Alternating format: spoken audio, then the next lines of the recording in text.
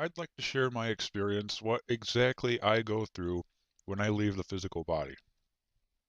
This is what happens to me exactly at the precise moment of sleep, and it determines whether I enter dream or whether I will enter the astral plane.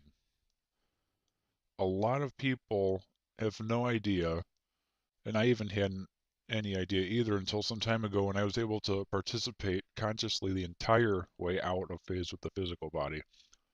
Like a lot of other people, up until then, I had these small periods of blacking out and coming to during the process. I would just black out and then all of a sudden come to and I'm out, or I'm outside of the body.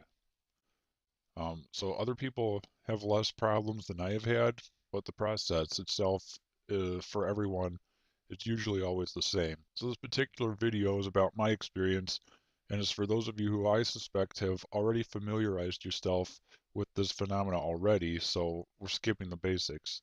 Different individuals will benefit from different techniques, so you find what works for you and you stick with it for the most part. I'm just going to talk about my experience.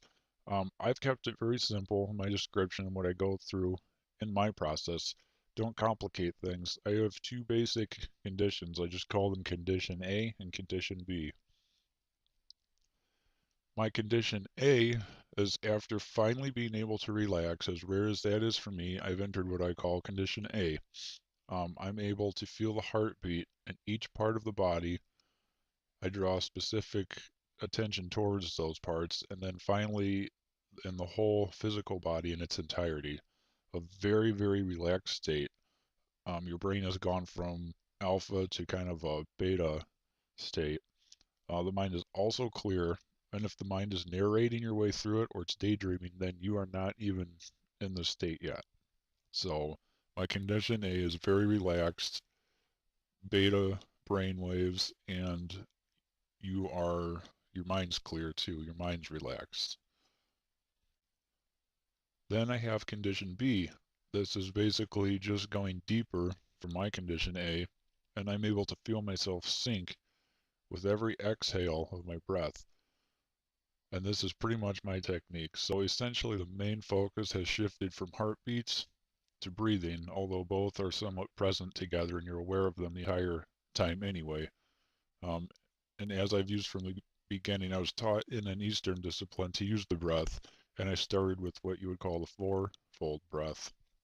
So my condition B is basically just a deepening of condition A, and you sync with the breath, and you'll begin to kind of go out of beta brainwaves into your theta, and the theta state is what you need for projection. And basically, all I do is fall with the breath.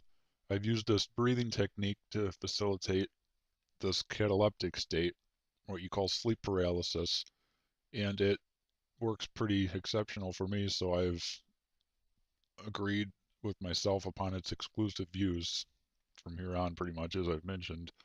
So, like I said, you find a technique that works for you and then you run with it. So, I'm in theta state now. The body's paralyzed and with the mind still also. And it can even be that your mind is chattering a little bit again, but you're far away from it. That's all I can describe it as.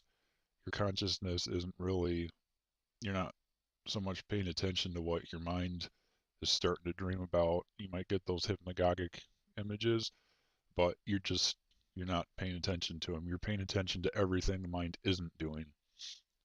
So as you fall asleep, the senses of the physical body will start to turn off. I will lose my sense of hearing first. Your eyes are already closed, but so the ears are kind of the next thing. Ambient sounds around you in the environment, they'll appear distant, giving the impression of feeling that they're far away. And this kind of throws your spatial sense off, especially if your tactile senses aren't turned off yet. Now, there's a point reached where the heartbeat becomes very heavy, very lagging. It's very uncomfortable. However, you have to get used to this. And really, the only way to get comfortable with that is just going through it over and over and over. There is next a specific point where everything just kind of snaps And like a switch being turned on, everything enters a very slow motion type of paralysis mode, and it's as if you were really heavily tranquilized, but you're still awake. This is kind of, for me, the end of that sleep paralysis because you're making the transition now from out of the physical body. It's at this point I could start to see what's beyond your closed eyelids, and you will feel as if the bond to the physical has been broken. This is the true cataleptic state. This is what to aim for. Your brain has moved from beta into theta, and your body's completely paralyzed now. Then there's the vibrations. A lot of people are familiar with that, and I get electric pops with it also. But the amplitude of these vibrations experienced, it varies amongst different individuals. Um, my eyes will flutter, and I'll see flashes of light, presumably from lack of stimulation to your visual cortex.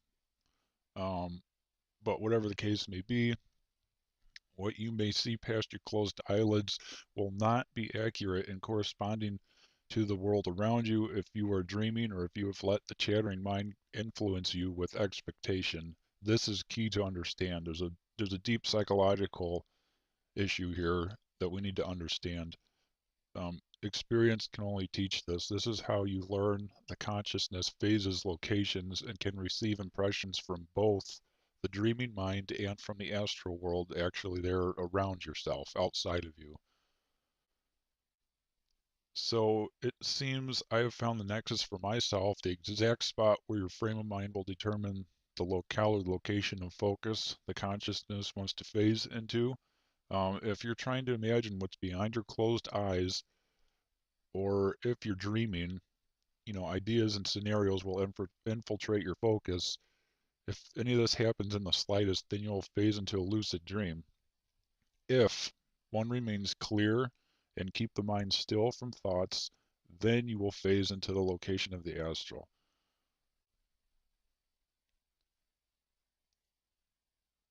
To follow up, everything about this process is sublime. It's gentle. You cannot force anything. If you force the breathing technique that I use in particular, for me, it fails. You have to breathe naturally, so don't force the breath. If you force imagery, dreaming about what's in front of your closed eyes, then you'll pretty much fall into a dream and fail projection. Now there is techniques that you can do to do this on purpose, and you will wake up in a dream, and then from the dream springboard into waking up into the astral. But this goes beyond talking about right now. I'm just talking about my breathing technique. If you fight the vibrations and any other accompanying phenomena, it will break the catalepsy and you'll fail. The heart can be the most uncomfortable. If you aren't relaxed, there's this adrenal reaction and your heart beats rapidly and it thumps. For myself, I don't have any reason in my analysis to conclude that this is what they would call the heart chakra, but in my own experience, it's really your physical heart reacting to what you're not comfortable with. So you can only conquer this stage by being okay with anything that happens or is going to happen. When you accept the process and everything that comes with it, you will be more comfortable, and this is one less obstacle in the way then. I hope this will give anyone who may be struggling a little better understanding of the subtlety needed to simply follow what's a natural process without forcing any part of it. I think most people fail at what we will call astral projection, maybe for the same reasons I have in the past. They might tend to force something or try to control its natural course. Once you do that, you change the game, so to speak, and you won't succeed. The hardest part is that it's not exactly natural to experience the phenomena consciously. Most of the time, our chattering mind begins to dream, and instead of us clearing our minds and maintaining a solid focus on everything else going on except what the mind wants to do. So it's in this twilight between waking and sleeping we find the door to exit our familiar dimension of material atomic reality and enter the dimension of formation that we call the astral plane.